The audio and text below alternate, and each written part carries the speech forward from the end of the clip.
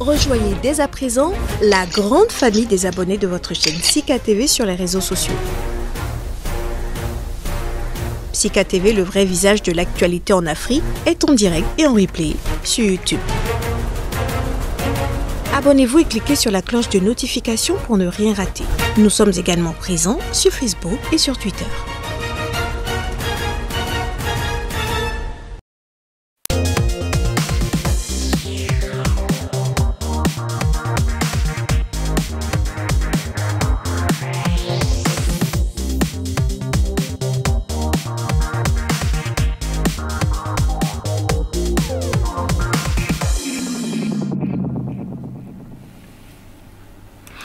Mesdames, Messieurs, la dernière émission, nous évoquions déjà ces spiritualistes et autres acteurs qui vont se prononcer sur ces différentes crises que traverse le monde au point d'en amener certaines personnes à se demander où va vraiment le monde avec ces crises.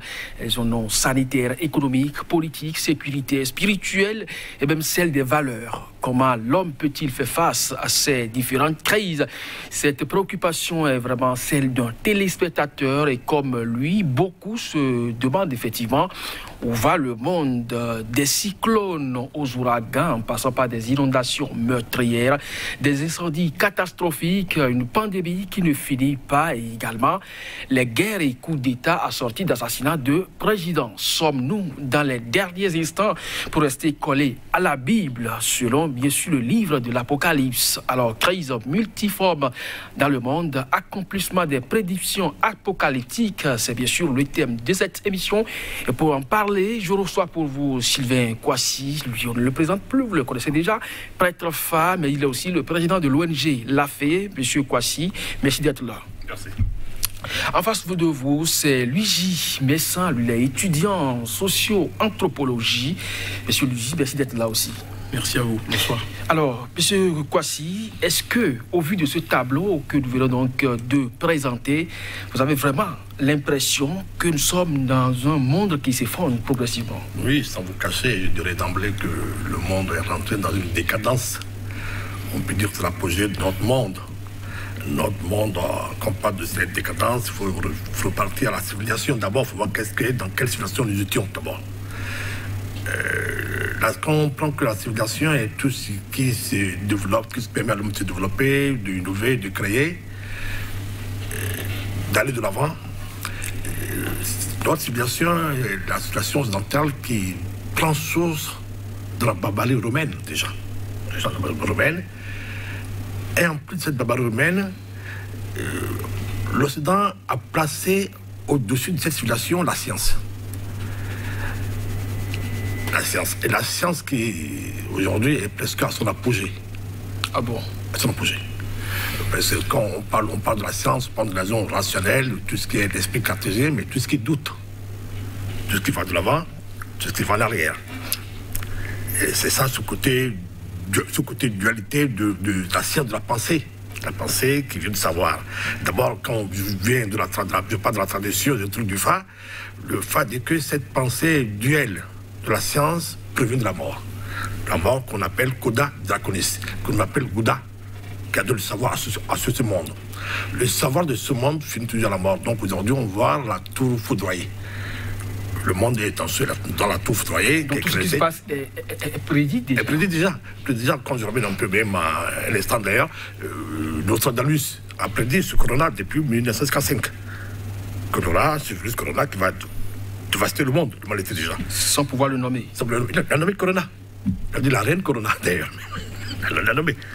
Alors, monsieur Luigi Messan, vous êtes étudiant en anthropologie, donc en anthropologie. Alors, face donc à ces réalités, est-ce que la science a une explication? Je ne dirais pas que la science a une seule explication, dans la mesure où la science a aussi ses limites aujourd'hui, on s'en rend bien compte. En revanche, je ne parlerai pas moi de prédiction, mais je parlerai de prévision. Donc la science a pour essence de prévoir un certain nombre d'événements. En revanche, on ne tient pas les explications apocalyptiques dans la science. Je ne pense pas.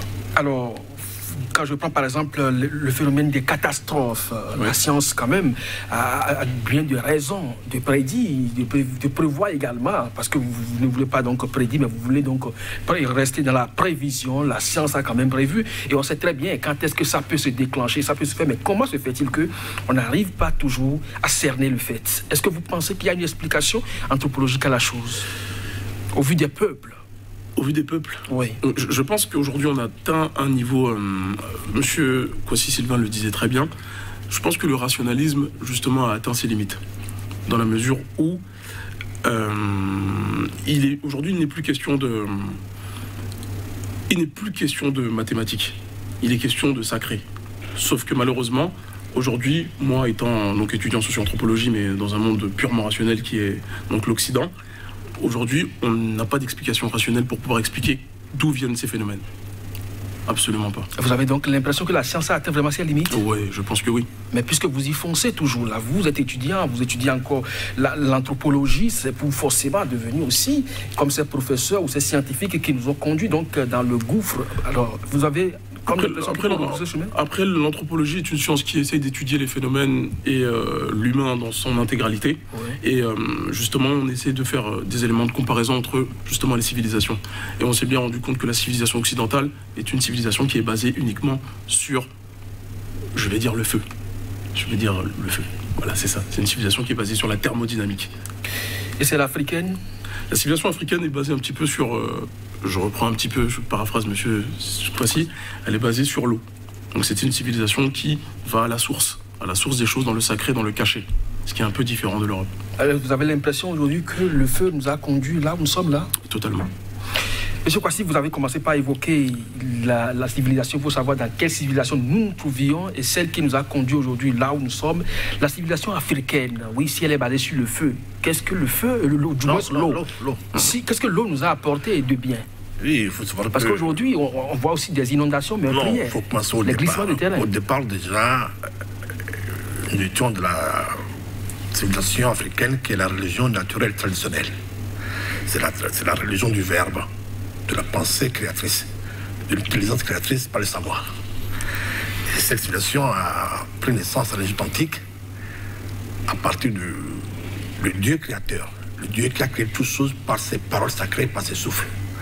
Et si je reprends un peu l'Apocalypse à Jean d'abord qui a écrit l'Apocalypse, c'est ses révélations, puis Jean a commencé par l'évangile de Jean. L'évangile de Jean qui parlait du prologue de Jean, qui est le prologue du Verbe. Et ce prologue du Verbe apprend source de l'antériorité du Verbe créateur. Cette pensée créatrice, l'intelligence créatrice qui est l'étoile à 8 branches. L'étoile à 8 branches qui permet à l'humain de sortir de cette dualité, de ce dualisme. Déjà. Et c'est ça, au début de la tradition, au début du commencement. C'était la tradition africaine, naturelle et traditionnelle. Cette pensée africaine a été abandonnée. Simplement parce qu'elle ne produit rien.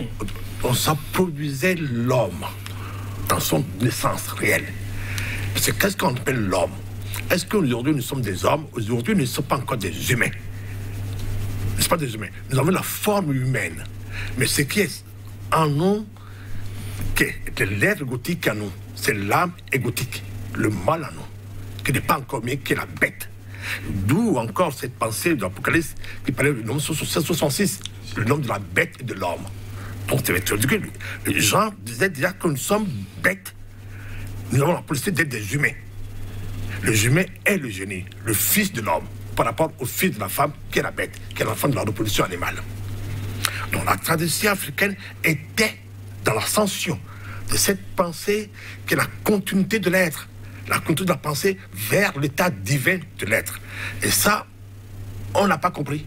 On a préféré construire le monde par saut, par bon, le monde de la construction, les pierres, les cathédrales, les avions, tout ce qui est périssable. Tout ce qui a amené aujourd'hui ce chaos. C'est ça le problème. Mais on en jouit toutefois. Alors, on a abandonné la pensée africaine simplement parce que, à votre avis, est-ce que vous partagez mon point de vue? Parce qu'elle ne produit véritablement pas. Tout dépend de ce que vous appelez produire. Parce qu'aujourd'hui, nous sommes quand même dans un confort que la pensée... matérielle. Ça ne produit pas. Donc, la pensée africaine n'est pas forcément basée sur la matérialisation et sur la matérialité. En Europe, effectivement, par exemple, tout est basé sur la matérialité, sur le fait de produire. Et l'homme, aujourd'hui, est un outil de production qui appartient à un groupe, une oligarchie, un État. Donc c'est un petit peu dans ce sens-là qu'on va. C'est toute la différence qu'il y avait avec la pensée traditionnelle africaine, par exemple. Mais est-ce que vous avez l'impression, en tant qu'étudiant en socio-anthropologie, qu'aujourd'hui on peut renverser la donne et les dirigeants aussi sont dans cette disposition? Je ne m'hasarderai pas à dire que les dirigeants le sont ou ne le sont pas. En revanche, je pense qu'il est possible d'inverser la donne. Par contre, ça partira justement de décisions qui seront prises par des personnes qui sont en mesure de pouvoir le faire, notamment des personnes de la trempe de M. Kwasi. Il y a quand même des révolutions qu'on a vues au plan politique qui ont été menées par des jeunes. Vous êtes aussi jeune, mais cette révolution culturelle et celle des mentalités, est-ce que vous pensez que la jeunesse peut aussi faire quelque chose dans ce sens-là? Je pense que la jeunesse peut faire quelque chose, mais tout ne part pas uniquement que de la culture. La culture se rapporte beaucoup au folklore. Ouais. Alors que la tradition, je ne dirais pas qu'elle est opposée à la culture, mais je pense que la culture fait partie de la tradition. Mais la globalité est la tradition. Et c'est vers ce pas-là que les jeunes doivent aller. Doivent aller, est-ce que vous pensez que c'est possible? Il est fort possible, oui. J'y crois. Personnellement, j'y crois, dans la mesure où c'est quasiment, je ne dirais pas irrévocable, mais on y est presque. Alors, M. Kwasi, vous avez parlé donc de Corona qui est déjà annoncé, ça fait partie des différentes crises que l'humanité traverse, ça c'est sur le plan sanitaire, mais sur le plan politique aujourd'hui, les institutions sont presque remises en cause par les peuples ou même des contestations naissent au sein même de la mouvance. Qu'est-ce qui peut expliquer ça aussi au niveau spirituel? Oui, l'homme grandit. L'homme s'est rendu compte aujourd'hui qu'en se donnant à la République l'a transformé en objet. La République n'a pas donné les moyens à l'homme d'être noble, d'être digne. Ah bon? Oui, tout à l'heure, mon cher ami parlait de la production. Et je vous ai écouté, la tradition ne produit pas. La tradition produit. La tradition produit. Aujourd'hui, vous voyez que la science a produit quoi? Que du béton, que l'artificiel, que le matériel. La tradition aujourd'hui, que la saisie de toile à 8 branches, qui permet à l'homme de sortir de l'esprit cartésien, de se lever, on ne dit pas de renoncer à cet esprit cartésien, non. On demande justement à l'esprit cartésien, au savoir du fait de tendre la main à l'autre complément, tel que l'eau. Vous pensez que l'Occident peut tendre la main à l'Afrique, c'est ça? Ils sont obligés. Parce que la preuve aujourd'hui, quand on voit au sommet de la modernité, au sommet de la pensée rationnelle aujourd'hui, on voit quoi? On voit le binaire. L'arithmétique binaire, qui est aujourd'hui la base du numérique, qui est le procédé de l'Église, pour créer le langage des ordinateurs. Et quand on parle du langage binaire, on parle du langage de Dieu. On parle du langage de l'espérance déjà, de l'étoile de l'espérance qu'on appelle l'étoile divin. Le verbe qui est en nous, de l'intelligence créatrice qui est en nous déjà. À partir de ce moment, si on nous donne la main à le langage de Dieu, qui n'est pas l'anglais, qui n'est pas le langage mortel, on peut dépasser d'être égotique que nous sommes. Donc, au lieu de bâtir des maisons, des cathédrales, des avions, on peut produire croître l'être humain. C'est ça qui fait la différence aujourd'hui. La croissance de l'individu.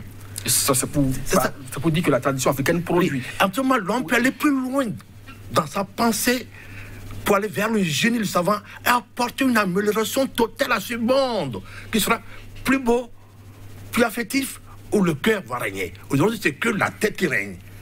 La tête n'a conduit que la mort. Et là, on parle maintenant des dirigeants africains, les contestations qui naissent un peu partout, les remises en cause institutionnelles. Est-ce que vous pensez que tout ça aussi procède? Oui, il faut remettre en cause, oui, nos institutions, tout ça a échoué. Je ne suis pas politicien, nos institutions ont échoué. Prenez les cas aujourd'hui, prenez le cas tout de suite qui vient de passer, le cas de la Guinée. 2 mandats, c'est bon. 3 mandats, quelle que soit son intelligence, quel que soit le savoir-faire de Alpha Condé, je pense qu'à cet âge 80 ans, il doit se retirer. Même s'il porte le génie en lui. Il a dit, j'ai 10 ans pour faire son pays, je prends du recul. Il a voulu s'attacher aux fruits, c'est pas le seul. Alassane Ouattara, Bédi, Ouattara. Bédi, Gbagbo encore en sortant de la prison, avait l'occasion de se dire aujourd'hui, mes frères ivoiriens, on me libère de la prison, je prends du recul. Je laisse ce parti continuer sans moi. Je prends ma retraite, je deviens sage. Il a voulu s'accaparer de parti politique aujourd'hui avec son ami Et question aujourd'hui, la guerre des partis et de partis, ça accroche au pouvoir. Bédier de son côté, ça accroche au pouvoir. Les trois encore, les femmes de la Côte d'Ivoire, ça accroche au pouvoir à cause du fruit que personne ne vient abandonner. Alors que la raison n'est que le fruit. Personne n'arrive à se détacher de ce fruit. Je dis, je vais m'aliéner mon ego.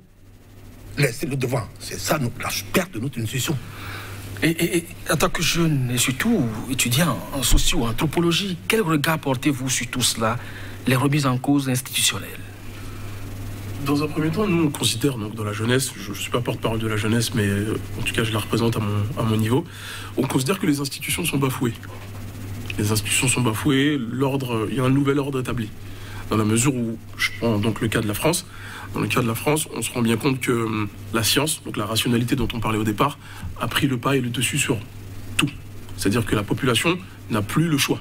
Je ne dis pas que la population a forcément son mot à dire à tous les niveaux, mais la population n'a plus le choix. Et on se rend compte que ce système émane, donc, ici en Afrique. Malheureusement, les institutions dont on hérite en Afrique sont celles de l'Occident. Et c'est un petit peu ce qui tend à me désoler. Parce que moi, j'appartiens autant à la jeunesse européenne qu'à la jeunesse africaine, finalement. Parce que je suis binational. Et vous avez comme l'impression qu'un jour ça peut changer? Quand vous voyez les présidents qui font, par exemple, 30-40 ans au pouvoir et qui peinent donc à céder, alors que du côté de l'Occident, même si aujourd'hui il y a cette révolution mentale, il y a quand même que les institutions, d'une manière ou d'une autre, sont un peu respectées. Contrairement à l'Afrique. Les institutions sont respectées, oui et non. Tout dépend du pays, de quel type d'institution dont on parle. En Afrique, ça changera, quoi qu'il arrive, parce que la jeunesse aujourd'hui n'est plus cantonnée à ce qu'elle voyait dans les limites de son territoire. Aujourd'hui, grâce à des outils tels que, par exemple, le Internet, donc le numérique, on se rend bien compte qu'il y a d'autres alternatives. Je ne dis pas que les autres alternatives sont meilleures. En tout cas, elles donnent la possibilité à la jeunesse d'avoir d'autres choix, d'autres perspectives. Et justement, je pense qu'il faut coupler, justement, ce dont on parlait, donc la science et la tradition, pour donner naissance à, justement, de nouvelles institutions qui correspondraient au paradigme des Africains, par exemple.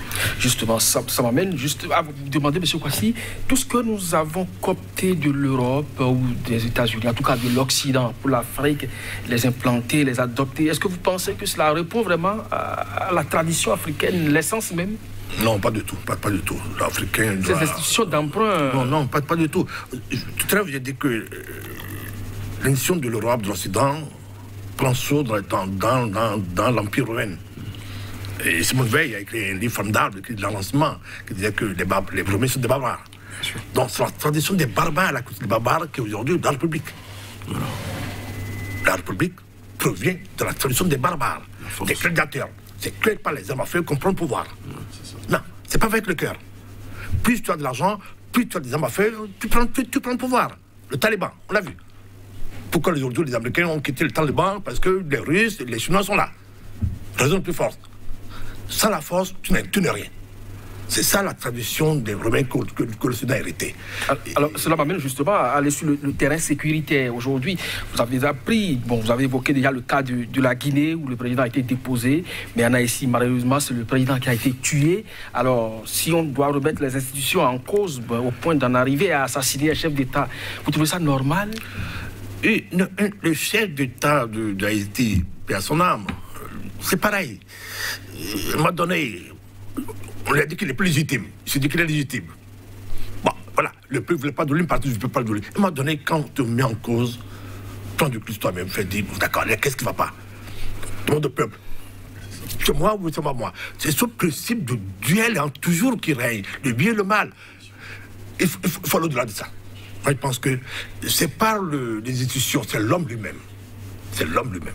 Tant que l'homme ne va pas dépasser cette pensée duel, cette pensée qu'on nous a inculquée, du bien et du mal, cette pensée religieuse du christianisme, où on nous demande que la résignation, la passivité, acceptez vos malheurs, acceptez de vous courber, acceptez le péché, acceptez tout. Mais on vous dit même que Jésus, le Fils de Dieu, même a été crucifié, a été bastonné, a été flagellé. Donc on peut vous flageller, on peut vous tuer, il n'y aura rien du tout. Voilà. Il faut sortir de cette passivité, il faut sortir de tout ça. Sinon, ce n'est pas possible. Le monde va à la décadence. Alors, les contestations, ça se note un peu partout. Les Gilets jaunes, puisque vous êtes en France, vous connaissez également ce mouvement-là. Ailleurs, il y en a également un peu partout dans le monde, pour ce soit pour dénoncer les vaccinations aujourd'hui ou pour contester les régimes. Aujourd'hui, les assassinats du chef d'État, on enregistre des autorités, des ministres, des députés. Vous trouvez tout ça normal, par exemple, dans un monde où aujourd'hui, même si ce n'est pas encore le cas, nous devons tendre vers une autre pensée? De dire que je trouve ça normal, absolument pas. Je pense que malgré tout, l'institution d'État, c'est quelque chose qui doit être un minimum respecté, dans la mesure où l'institution elle-même respecte sa population.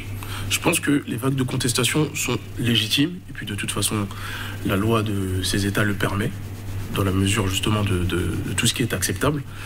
Et comme je vous l'ai dit tout à l'heure, les individus se rendent bien compte qu'aujourd'hui, on leur impose quelque chose qui ne leur convient pas.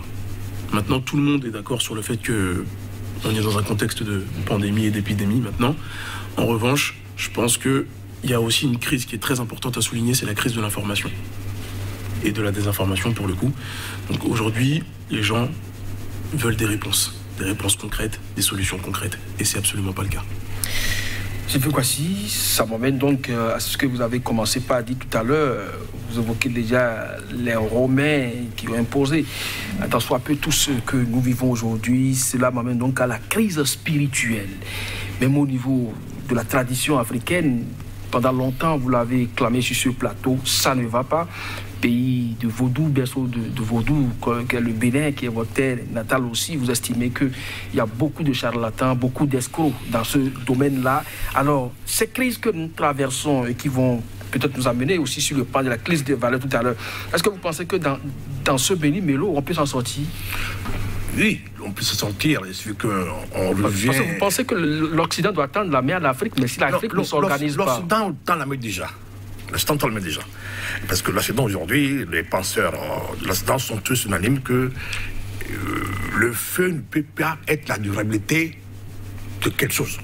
La durabilité provient de l'eau. Tout ce qui est durable provient de l'eau. Ça, ils le savent déjà. Ils l'ont chanté. Tout sort de l'eau, tu reviens à l'eau. Beaucoup de grands penseurs européens l'ont chanté, l'ont chanté, tout ça. Donc, ils savent déjà.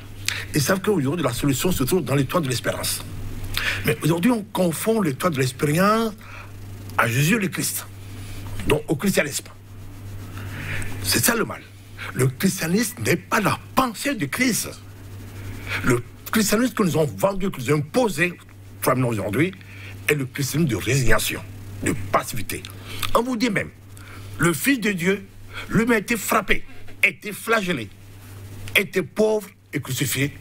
Voilà, vous voyez, vous aussi acceptez la réaction, acceptez qu'on vous flagelle, acceptez vos souffrances, acceptez vos maladies, on vous impose tout ce que vous voulez, acceptez-le. C'est pas ça l'étoile à 8 branches. C'est pas ça la tradition africaine, c'est pas ça le vaudou. Le vaudou libère l'individu. C'est quoi le vaudou? Le vaudou dit, vous avez la possibilité de voyager au pays des étoiles, au pays des dieux. Quand je parle des pays des dieux, des étoiles, je ne parle pas des planètes qui sont illusoires. Quand l'homme occidental parle de la Lune, parle du Soleil, parle de planète Vénus, Saturne, c'est l'illusion. Eux, ils ont besoin des satellites. Pour le lancement des satellites avec des avions de Boeing, pour déposer les satellites là-bas, pour contrôler que la Terre. Le vaudou dit, je vous mets à disposition le char céleste qui permet à chacun de vous de faire le voyage vers le pays divin. C'est utopique. C'est pas utopique. On peut le faire. C'est exister, ça a toujours existé, ça va toujours exister. C'est existé. La preuve, les âmes partent quelque part à la mort. On libère le corps, on part quelque part. Donc on peut faire le voyage en laissant le corps quelque part dans une grotte et faire le voyage. En laissant le corps dans mon château et voyager avec mon âme. Aller plus loin. Au pays des causes profondes. Pourquoi aujourd'hui des inondations, on ne peut pas les prévenir parce qu'on voit que les effets. La science, que les études des effets. La science n'étudie pas les causes profondes. Or que nous, on peut étudier les causes profondes. Une fois, je voyais, c'était dans quel pays, une Française qui était très médecin, un malade, qui était couché, c'était une jeune fille. Et la Française disait qu'il faut l'opérer tout de suite. C'était au Congo. C'était au Congo. Lever l'hémorragie interne. Pour juste être diagnostic, le jeune médecin, le jeune africain, sans rien, vient vers son regard, non, pas du tout. Non, les soins, c'est rien du tout. La dame dit, bon, moi, je ne peux pas faire ce diagnostic parce que je n'ai pas mon scanner. C'est pas mon RM. L'homme africain possède du divin, quelque chose qui peut voir des choses cachées sans les appareils.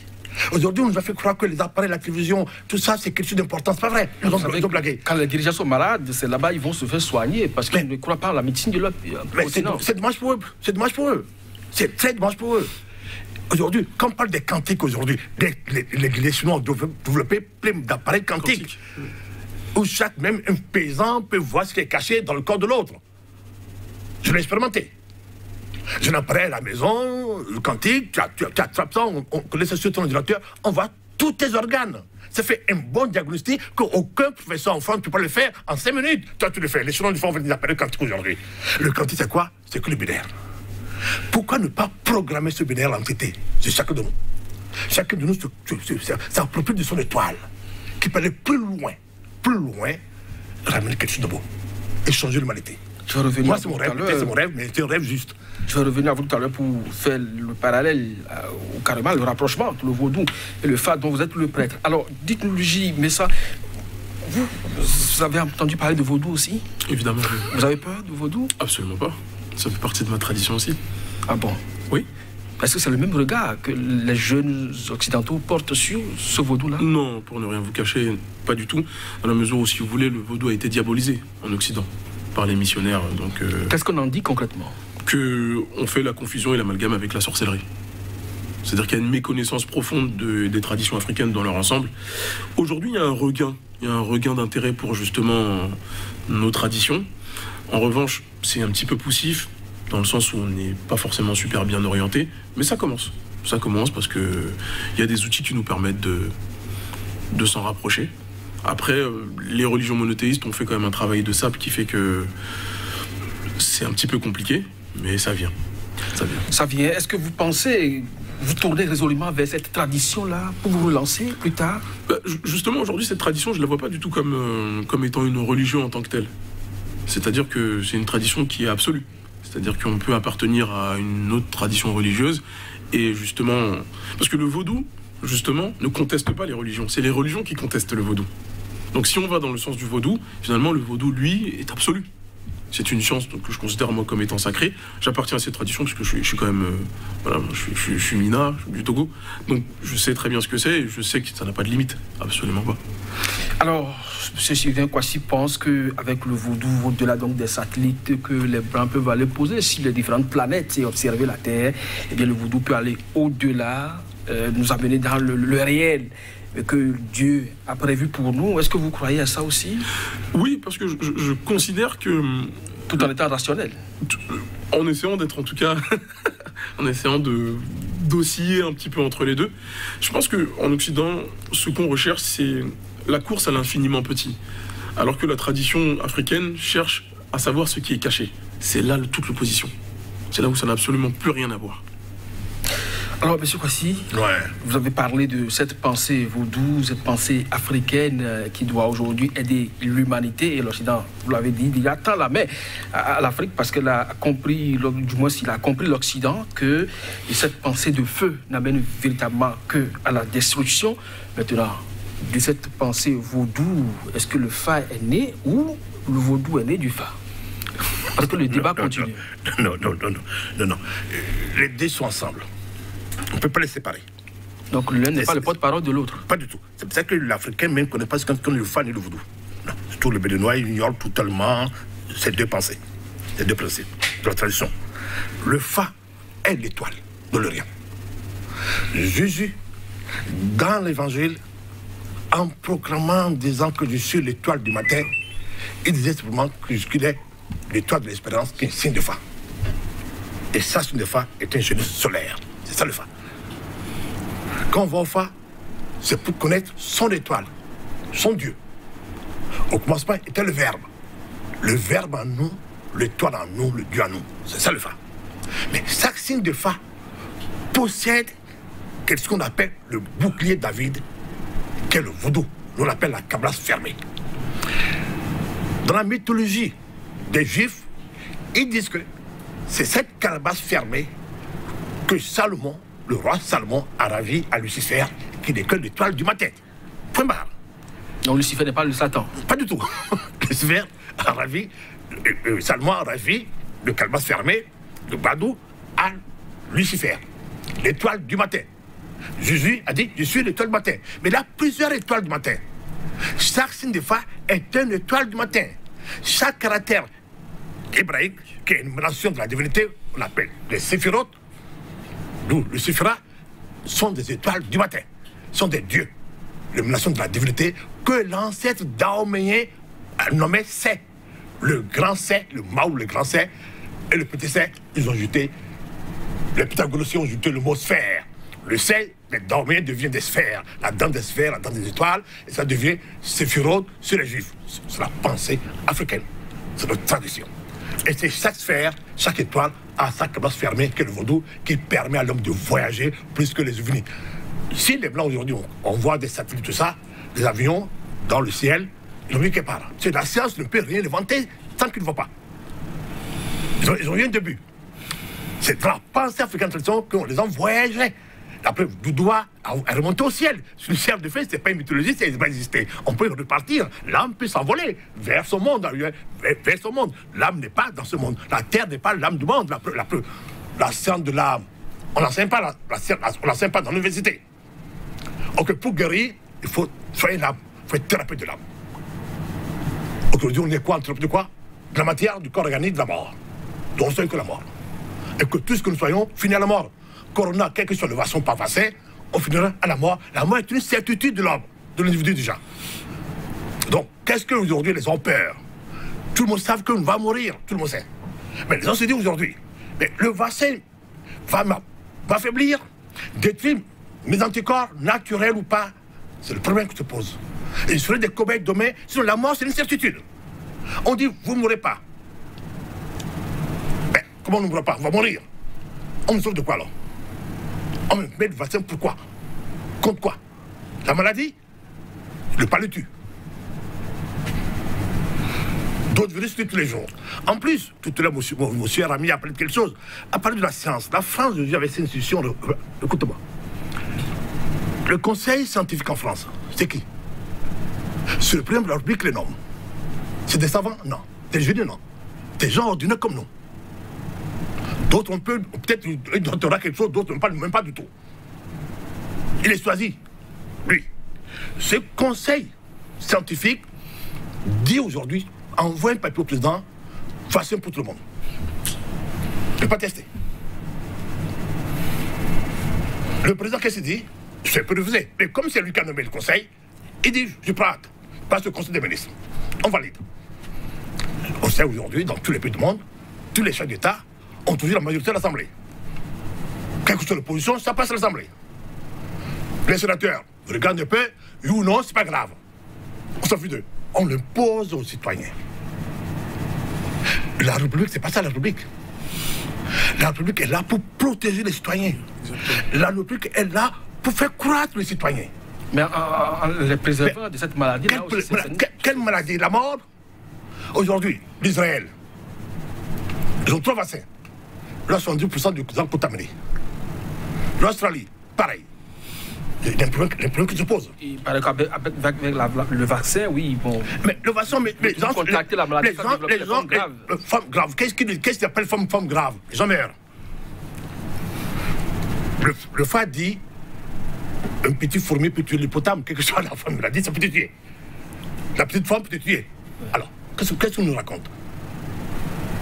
Moi, je pense que le monde aujourd'hui, soit un problème. Parce que moi, je dis souvent sur cette antenne que nous sommes rentrés dans le monde du contrôle. On a quitté l'ère du Verseau. Ça, les Africains ne savent pas aussi. On a quitté l'ère du Verseau, qui était l'ère de la création, de la technologie, de la robotisation. Une fois qu'on rentre dans la robotisation, qu'est-ce qu'on doit faire aujourd'hui? Contrôler l'humanité. C'est ça le mal.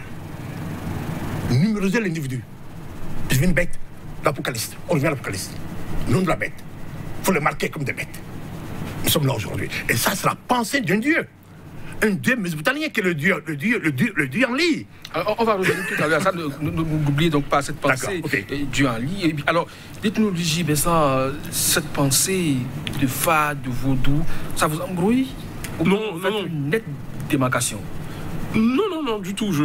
J'ai fait quelques petites recherches concernant le Fa et le vaudou. Je connais un petit peu les correspondances. Et je pense qu'aujourd'hui, c'est, comme je vous l'ai dit tout à l'heure, une alternative. Une alternative à tout ce qui nous a été proposé jusqu'aujourd'hui. Le Fa. Parce que ça permet de libérer l'individu. Et tout ce qui permet de libérer l'individu aujourd'hui est impératif. Vous le dites parce que vous revenez en Afrique régulièrement ou parce que vous avez vraiment compris que c'est ce qui est nécessaire? Les deux. C'est parce que je revenais régulièrement en Afrique que j'ai pu comprendre justement, en observant un petit peu donc la manière de vivre et la manière d'aborder justement la question du Fa. Je me suis aussi rendu compte que le Fa aujourd'hui a perdu un peu de sa vitalité en Afrique, mais ça reste quand même assez anecdotique. Mais en Europe, je pense qu'aujourd'hui, l'ironie du sort veut que aujourd'hui les Européens s'intéressent au Fa. Ah bon? Oui. En dehors de l'astrologie, des tarots, oui. différentes méthodes de prédiction, de divination, ils s'intéressent au Fa? Oui, parce que la tradition oraculaire est très présente malgré tout en Europe. Parce qu'on hérite quand même certes des Romains, mais paradoxalement on hérite aussi d'une tradition grecque qui était très portée sur les dieux. Donc, par exemple, moi je suis originaire de la région parisienne, mais lorsqu'on quitte la région parisienne, puisque la France est un territoire assez grand, on voit que cette tradition est restée dans les campagnes. Quand bien même il y aurait une tradition qui est très judéo-chrétienne aussi, mais quand on étudie même certains traités anthropologiques, on se rend compte que tout ce qui est question de sorcellerie et de rites, donc lié justement à la guérison, aux rebouteux par exemple, c'est très très très présent encore. Très présent encore. Alors, monsieur Kwasi, vous parlez tout à l'heure de ce dieu mésopotamien. Alors... Oui, ça, quand même, il faut faire un peu l'histoire de ça. Il faut voir que notre cher Abraham, père de la génération de la Bible, n'est pas juif. Il n'est pas du judaïsme. Il ne connaît pas du tout. La Bible nous l'a dit, avec précision, qu'il est mésopotamien. Si on situe aujourd'hui la Mésopotamie, on verra quoi? L'Iran, l'Irak, la Libye. Voilà. C'est ça le grand, c'est ça le vrai problème aujourd'hui. Et le dieu mésopotamien va être deux dieux. On peut dire trois. Le père, le dieu Un, son fils Enki et son fils Enlil. Enlil, par correspondance, est devenu le dieu Jéhovah. Enlil est aussi le dieu des maçons. Qu'est-ce qu'Enlil disait? Il disait à son père, le créateur, l'homme doit être bétail. L'homme a pour mission de rester que dans les mines, dans les champs. C'est le bétail. Donc on revient à l'Apocalypse. Jean, la bête, le choix de la bête. On doit les garder, l'homme, comme des bétails dans les pâturages. Ils ne servent à rien. Parce qu'ils sont dépourvus de toute intelligence créatrice. Qu'est-ce que les missionnaires qui nous ont dit? Quand on vient en Afrique, les Noirs, vous êtes dépourvus de toute intelligence créatrice. Donc de Dieu. On peut vous vendre. Vous êtes des esclaves, vous êtes des bêtes du sang. C'est ça la vérité. Et c'est là encore, c'est ancré en nous, c'est ancré en eux, ils savent. Faut pas nous tromper. Le frère de dieu Enki dit non. Enki, d'ailleurs, était le compagnon de Gilgamesh. Enki, dans la Bible, était lui qui a aidé Noé à construire l'arche. Quand on parle de l'arche, on peut parler de bateau. On parle d'une arcane. Arcanus. L'arche veut dire Arcanus, veut dire une signe de foi. Donc, à partir de signe de foi, Noé a pu savoir, par révélation, quitte, amène quelques amis, va de l'autre côté de la rivière, tu seras sauvé. C'est ça le vrai problème. Donc, les signes de foi sont des arcanes. Donc, Enki disait non. L'homme est porteur de l'espérance aussi. Toutes les individus sont porteurs de l'espérance. Mais il n'y a pas que la race blanche. Toutes les races, tous les peuples sont porteurs de l'espérance. Aujourd'hui, il faut aller vers l'espérance. L'Église revient dessus timidement, mais annonçant l'espérance au sein de la famille, à Maurice Laetitia. C'est pas vrai. Il faut aller à l'oracle. Et Jean-Paul l'a dit. Les anciens philosophes, je reviens à mon cher ami, le peuple grec a raison. C'est le peuple grec est purement le peuple africain. C'est la pensée grecque, tire sur de la pensée de l'Égypte antique. Pythagore, le lui grec, a fait toute sa formation en Égypte antique, au pays des Noirs. Donc l'oracle est toujours d'actualité. L'homme doit se connaître son univers et les dieux. L'homme doit retrouver son côté Dieu pour sortir de cet engrenage. Sinon, voilà. Alors, je ne sais pas, Luigi, mais ça, si vous avez entendu parler du tour de Babel que Dieu a détruit, simplement parce que les hommes se sont réunis dans ce tour-là, justement pour changer le plan de Dieu, alors que Dieu a dit, allez, multipliez-vous, peuplez la terre. Et ils se sont dit, on se retrouve ici et on fait une seule communauté où il n'y a pas de distinction. Aujourd'hui, en adoptant certaines pratiques de vie sociale où l'homme peut se marier avec l'homme, la femme peut se marier avec la femme, est-ce que vous pensez que nous sommes toujours dans le plan de Dieu ou si nous sommes retournés à cette tour de Babel et que, puisque nous parlons des prédictions apocalyptiques, que vraiment l'humanité sera détruite un jour par Dieu? L'humanité sera détruite par Dieu, ça c'est quelque chose auquel je ne m'associe absolument pas, à mesure où je ne pense pas que Dieu soit un Dieu interventionniste. Ah bon? Non, ce n'est pas ma croyance. Mais il paraît que Dieu, ce même Dieu a détruit Sodome et Gomorrhe en son temps. Oui, après je considère que dans les livres saints, il y a un langage qui est plutôt un langage caché, un langage codé. Je pense que si on essaie justement de pousser vers la tradition, on pourrait comprendre ça sous un angle complètement différent. Et de toute façon, si on parle de plan de Dieu, je pense que tout ce qui se passe, de toute façon, fait partie du plan de Dieu, parce que chacun, autant que nous sommes des dieux.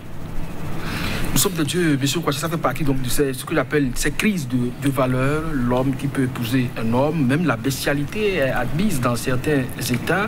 Ouais. Alors, est-ce que vous trouvez ça toujours dans la dynamique de l'évolution de la pensée de feu? Oui, toujours. C'est quoi le feu? Il faut qu'on explique le feu de la pensée africaine aux gens qui nous écoutent. La tradition africaine, le Fa dit, le feu est le père du savoir. Tout savoir provient du feu. C'est l'arbre du bien et du mal que Adam et Ève ont mangé. Le fruit qu'ils ont mangé, c'est le fruit de l'arbre du feu. L'arbre du bien et du mal, l'arbre de la dualité.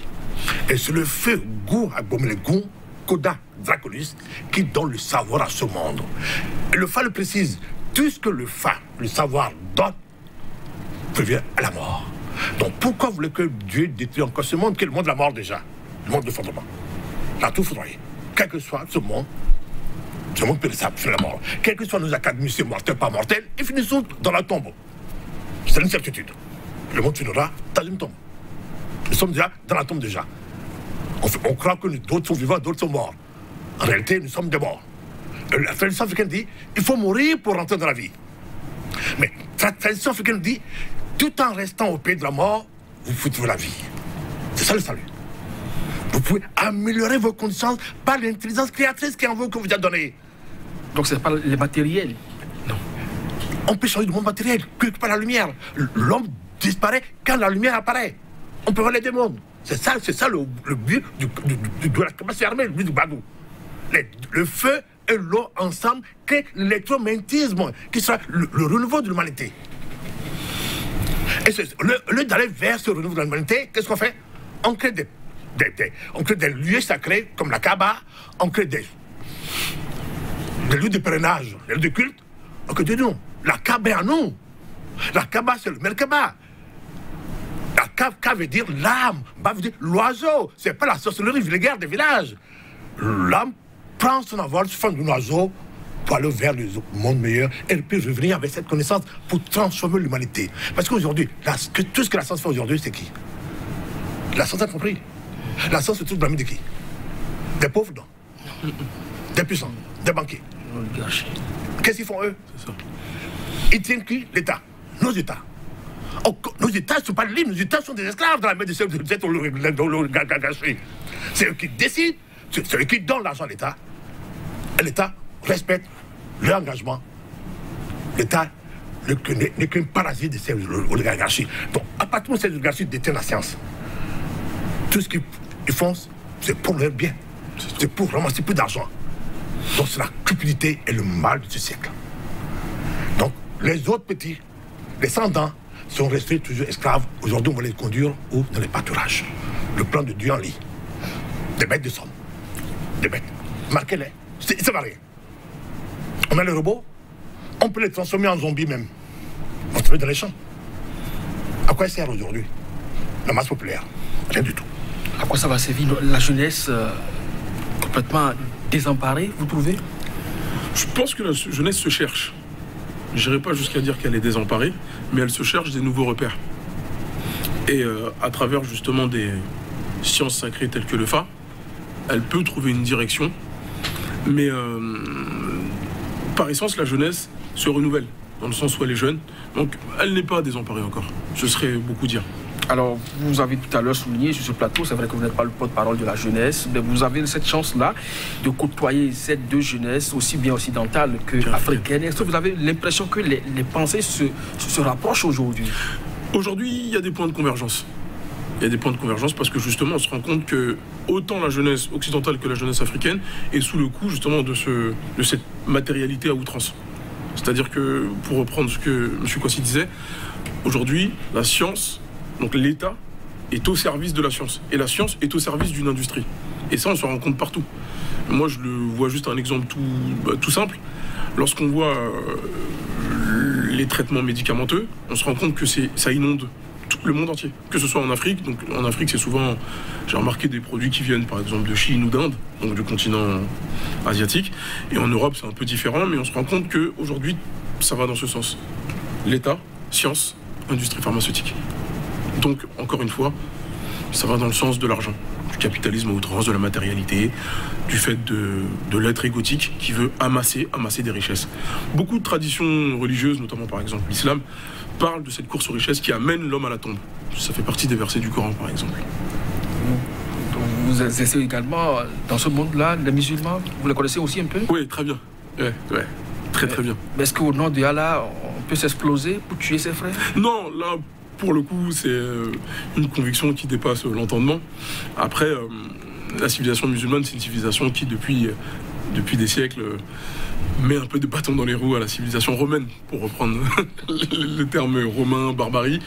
Et la civilisation musulmane a eu son apport. Après, toute civilisation qui s'enferme, pour le coup, a tendance à dogmatiser et à administrer ses sujets, malheureusement, et ne pas les libérer. Donc ce sont des fanatiques qui dénaturent cette religion? Oui, parce que cette religion est aussi issue d'une tradition à l'origine. Avant que ce soit une religion, parce que quand on voit l'histoire du développement de l'islam, que j'ai un petit peu étudié, à l'origine, c'est venu pour libérer l'individu justement de son carcan. Voilà. Mais le fanatisme fait tout l'inverse. Alors, je reviens encore sur cette question de jeunesse africaine et européenne aujourd'hui.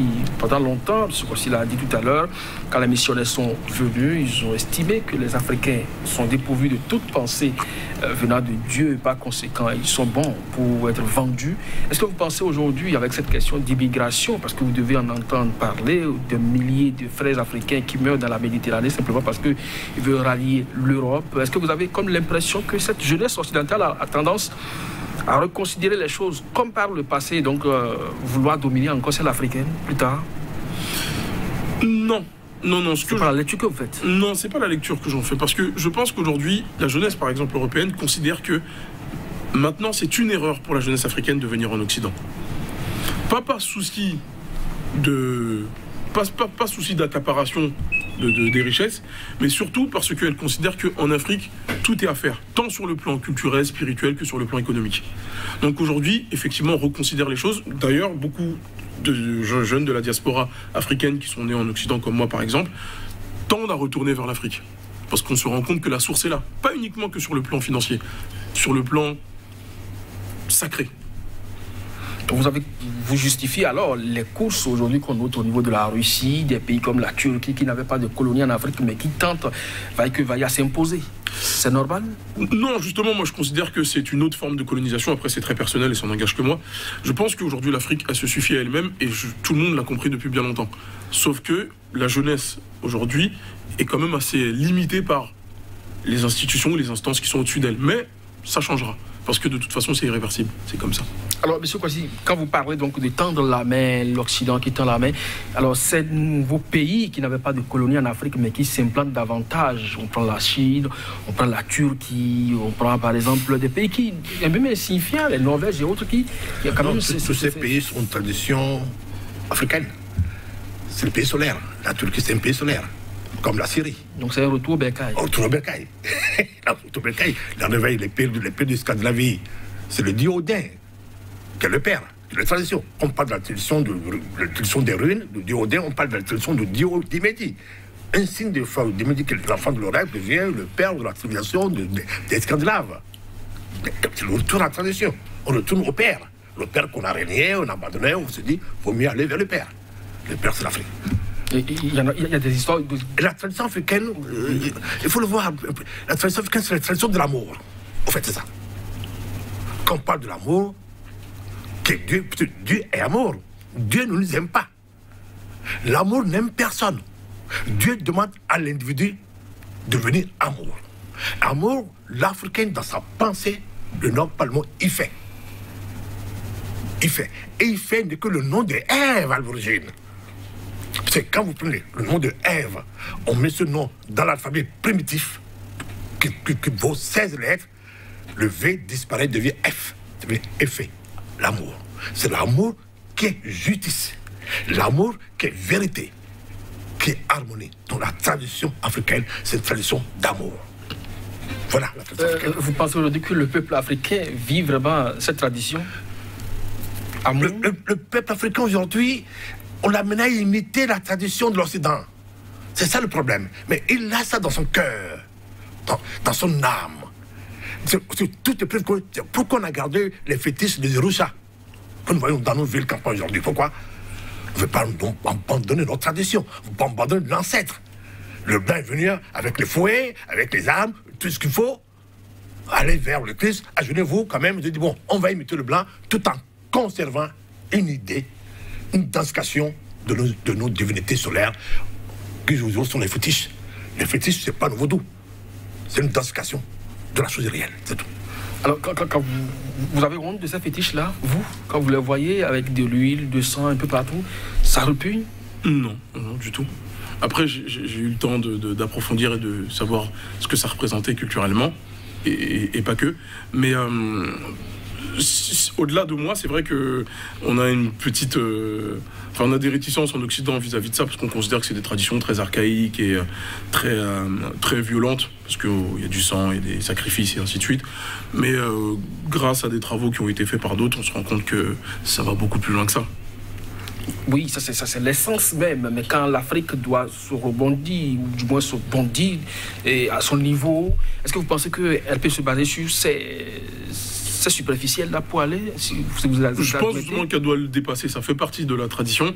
C'est un des supports, mais je pense que justement il faut trouver ce génie créateur dont on parle. Il faut voir que chaque sport cache quelque chose. Voilà. C'est l'art psychique, c'est la réalité. Voilà.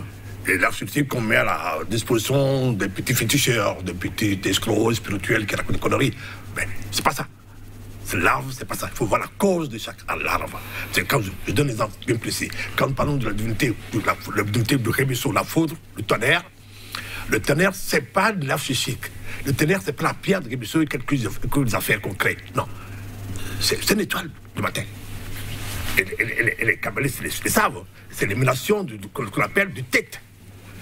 Tête est l'émulation du Rébisso, correspond au Rébisso. Le vieillard, l'intercelle de la personne qui vit cachée. L'ermite, l'église catholique l'a ramené aux personnes de Saint-Christophe. Le vieillard qui possède la lumière cachée. C'est tout. Et maintenant, nous, on a densifié comme l'archichique avec les pierres pour dire c'est la faute de Rébisso. L'Afrique garde les deux. La pensée levée et la pensée complètement élémentaire. Et c'est ça l'élémentaire qui domine d'ailleurs. Oui, parce que l'élémentaire permet de nous rappeler, de nous souvenir du réel. On doit se souvenir, le Coran a dit quelque part. Vous apportez le Coran, c'est aussi de l'élémentaire. Vous apportez le Coran pour que vous vous rappelez, vous vous souvenez de mon existence. C'est tout le problème. Des étoiles, que des dieux existent. Ça, c'est l'élémentaire. L'élémentaire, c'est pas mauvais. Il faut le garder, mais il faut le garder pour que ça me permet de se lever vers le haut. Voilà. Alors, Luigi Messon, on va bientôt sortir de cette émission, prédiction Apocalypse, qui s'accomplissent. Vous croyez que c'est vrai? Même si vous ne voulez pas rester dans la pensée judéo-chrétienne. Dans un sens, oui et non. Oui et non. Non, pourquoi? Non, dans la mesure où je pense que c'est cyclique. Et je pense plutôt que ça se rapporte à des révolutions et des révélations qui vont être faites. Et je pense que le destin de chaque individu va être pris en main par chacun, justement. Je crois si vous avez plusieurs fois rappelé, même dans la Bible et dans la pensée vaudou et Fa aussi, ces prédictions apocalyptiques. Donc ceux qui ont écrit ça dans la Bible ne se sont pas trompés. Est-ce que vous pensez qu'on peut inverser la tendance? Non, pas du tout. C'est irréversible? Non, c'est sûr. On peut pas inverser. Parce qu'il faut voir que l'étoile fait le destin. C'est l'étoile du destin. Mais chaque individu fait une destinée qui est l'image du ciel de l'étoile. Cette révélation, c'est la justesse même, l'harmonie de la pensée créatrice. Nostradamus a fait cette révélation en 1955. 1655. 1655. Vous voyez, imaginez-vous. Aujourd'hui, on le vit aujourd'hui. Il a même précisé l'année. Dans ses vers, il a dit 2020. Il y aura la reine Corona qui va dévaster l'humanité. Il a dit, ça va commencer par l'Orient, donc la Chine. Il a parlé de l'Italie, de Rome. C'est une révélation. La révélation n'est pas dans le temps. C'est ce que je dis souvent, même aux gens aujourd'hui. Je dis aujourd'hui que les gens qui pensent qu'aujourd'hui ils sont macroéconomistes, ils sont financiers, qu'ils doivent pas aller vers l'oracle avant de faire les prêts. Pour 20 ans, 30 ans, sont dans l'erreur. Aujourd'hui, les Américains aujourd'hui enseignent dans les grandes écoles. Tu ne peux pas sortir des milliards pour produire un produit qu'avec les analystes financiers. Quel que soit le rendement qu'ils ont fait, que sur les projets, les papiers, les chiffons, qu'est-ce qui est caché derrière? Ils ne savent pas. Les Américains demandent à voir les gourous de l'Inde. Dis-nous, ce projet, ça va marcher. Qu'est-ce que le visible cache? Le monde des causes est important. Aujourd'hui, la science a refusé le monde des causes parce qu'ils ont renié la pensée subjective. Nos chefs africains ont refusé la tradition de résoudre le monde des causes. Ils ne savent rien. Ce n'est pas des génial. Un projet politique, on pense bien faire, demain on se voit qu'on n'a rien fait de bon. Et pour construire un pays, ce n'est pas que des murs, ce n'est pas que des voix, c'est la population, c'est le citoyen qui est souverain. Ce n'est pas l'État qui est souverain, c'est l'individu qui est souverain. Quand on parle d'individu souverain, c'est l'individu est roi. Est-ce qu'on donne cette formation à l'individu d'être souverain, d'être roi? Non, on donne une formation d'urgence pour le rendre bête, pour qu'on le transforme en bête, pour qu'on l'encadre par des contraintes, pour qu'il soit résigné dans sa passivité. Et on lui donne un Dieu qui fait des miracles au ciel. On ne veut plus ça. On ne veut plus ça, Luigi Bessa. Vous ne voulez plus ça non plus. Vous descendez en Afrique, vous appréciez autrement les choses, vous avez une autre lecture de tout ce qui vous a été rapporté, vous avez lu par le passé sur l'Afrique. S'il faut réécrire l'histoire de l'Afrique, vous pensez que c'est possible?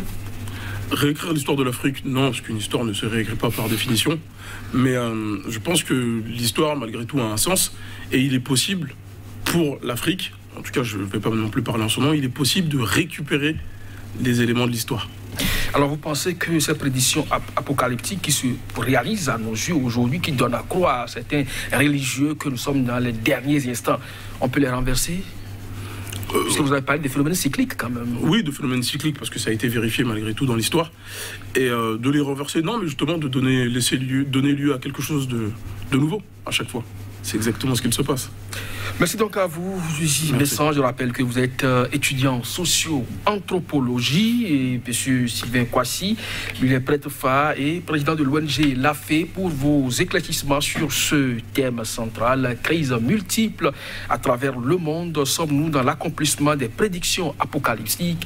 Mesdames, Messieurs, vos commentaires sont également attendus pour continuer ce débat qui ne fait que commencer. C'est quand même ici sur SICA et à très bientôt. Merci.